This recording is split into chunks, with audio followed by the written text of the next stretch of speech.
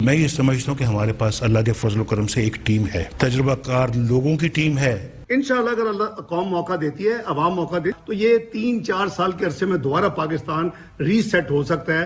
مسلم league نون واحد جماعت ہے جس کے پاس وہ ٹیم ہے، جس کے پاس ڈیلیور کرنے کی صلاحیت ہے، اور یہی ملک کو ان بحرانوں سے نکال سکتی ہے۔ جو ٹیم بھی ہے، تجربہ بھی ہے، کس طرح مہنگائی کو، اس کے ناسور کو کنٹرول کرنا۔ تمام مشکلات کا حل ہے ہمارے پاس، تمام چیزیں سارٹ آؤٹ ہوئی ہیں کہ اس مرض کی دوا کیا ہے، ہمیں پتہ ہے کون سی دوا ہے، اینٹی بایوٹک دینی ہے، ایسپرین دینی ہے، پیناڈول دینی ہے، سب پتہ ہے۔ ہماری بہت شاندار محنتی ٹیم ہے جو مہنگائی کا طوفان پچھلے 5 سال چلا، اس میں کمی لانے کے لیے نواز شریف دن رات ہم سب مل کر محنت کریں گے۔ الیکشنز آپ کو پتہ ہے جون کا مہینہ شروع ہو چکا ہے، اور ایسے میں گلگت بلتستان میں الیکشنز بھی ہونے جا رہے ہیں، الیکشنز ہو رہے ہیں، تو ایسے میں ہم دیکھ رہے ہیں کہ عوام کی کنزپشن کے لیے، ان کو سنانے اور ان کو سمجھانے کے لیے، ووٹ کے لیے راغب کرنے کے لیے تند و تیز بیانات اور شکووں کا سلسلہ جاری ہے۔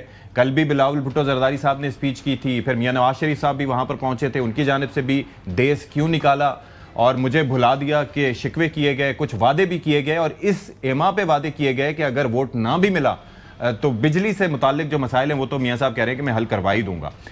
بلاول بھٹو زرداری صاحب نے گزشتہ روز شکوہ کیا تھا بے نظیر انکم سپورٹ پروگرام کو ختم کرنے سے متعلق کہ جی اس کے پیچھے کیوں پڑے ہوئے ہیں اور سازشیں ہو رہی ہیں اور وفاق سے تمام تر علاقوں کو چلانے کی کوششیں ہو رہی ہیں، یہ گزشتہ روز ان کا بیان تھا۔ آج انہوں نے یہاں پر دیامر بھاشا ڈیم سے متعلق بات کی، اور ذرا سوچئے کہ کہا کہ اگر زرداری صاحب کی حکومت ختم نہ ہوتی، نہ کی جاتی، تو شاید بھاشا ڈیم مکمل ہو چکا ہوتا، اور 2008 سے 2013 تک پیپلز پارٹی کی جو حکومت تھی اس نے اپنی طبعی عمر پوری کی تھی۔ یہ بات اپنی جگہ ہے کہ اس وقت خط نہ نکلے کے معاملے پر گیلانی صاحب کی حکومت ختم ہوئی اور پھر راجہ پرویز اشرف صاحب وزیر اعظم بنے، لیکن حکومت نے اپنی مدت پوری کی۔ اس کے باوجود دیامر بھاشا ڈیم پہ کتنا کام ہوا یہ سب جانتے ہیں۔ وہ منصوبہ جس نے 2008 میں شروع ہو کے 2014 میں کمپلیٹ ہونا تھا، اصولاً تو اس پہ 70% کام ہو جانا چاہیے تھا، لیکن آج 2026 ہے، ابھی بھی کہا جا رہا ہے کہ 4 سال مزید لگیں گے ریزروائر پہ۔ تو میں نے کہا آپ کو کہ کچھ باتیں ہوتی ہیں عوام کی کنزمپشن کے لیے۔ والد صاحب کی جیل کا بھی انہوں نے تذکرہ کیا کہ جی 14 سال جیل کاٹی اور شکوہ بھی کیا، لیکن اسی نظام میں رہتے ہوئے زرداری صاحب آج ماشاءاللہ سے دوسری دفعہ صدر پاکستان بھی ہیں اور پیپلز پارٹی بھی ایک اچھی پوزیشن میں ہے۔ اس پہ بھی ہم آگے چل کے بات کریں گے، انتخابی عمل کے حوالے سے کیا تیاریاں ہیں، کیا بیانات ہیں، لیکن پہلی جو ہماری خبر ہوگی جس کے اوپر ہم ڈسکس کریں گے وہ یہ ہے کہ بجٹ پیش کیا جا رہا ہے، اور بجٹ جن دنوں میں پیش ہونا تھا وہ نہیں ہو پایا، اب اس کی تاریخ آگے بڑھ چکی ہے، لیکن المیہ یہ ہے کہ 2022 سے لے کے اب تک 5 بجٹ خسارے میں اور عوام کڑاہی میں۔ یہ بیسکلی شہباز اسپیڈ کا خلاصہ ہے۔ اور پھر سوال یہاں پر یہ اٹھتا ہے کہ بہترین معاشی ٹیم کے دعوے بدترین معاشی حالات کا باعث کیوں بنے؟ تو ذرا ہم آپ کو یہ دکھانا چاہیں گے کہ جب حکومت میں آنے کا وقت ہوتا ہے تو اس سے ذرا پہلے کیا دعوے کیے جاتے ہیں۔ میں یہ سمجھتا ہوں کہ ہمارے پاس اللہ کے فضل و کرم سے ایک ٹیم ہے، تجربہ کار لوگوں کی ٹیم ہے۔ انشاءاللہ اگر اللہ قوم موقع دیتی ہے، عوام موقع دیتی ہے، تو یہ 3-4 سال کے عرصے میں دوبارہ پاکستان ری سیٹ ہو سکتا ہے۔ مسلم لیگ نون واحد جماعت ہے جس کے پاس وہ ٹیم ہے، جس کے پاس ڈیلیور کرنے کی صلاحیت ہے، اور یہی ملک کو ان بحرانوں سے نکال سکتی ہے۔ جو ٹیم بھی ہے، تجربہ بھی ہے، کس طرح مہنگائی کو، اس کے ناسور کو کنٹرول کرنا۔ تمام مشکلات کا حل ہے ہمارے پاس، تمام چیزیں سارٹ آؤٹ ہوئی ہیں کہ اس مرض کی دوا کیا ہے، ہمیں پتہ ہے کون سی دوا ہے، اینٹی بایوٹک دینی ہے، ایسپرین دینی ہے، پیناڈول دینی ہے، سب پتہ ہے۔ ہماری بہت شاندار محنتی ٹیم ہے جو مہنگائی کا طوفان پچھلے 5 سال چلا، اس میں کمی لانے کے لیے نواز شریف دن رات ہم سب مل کر محنت کریں گے۔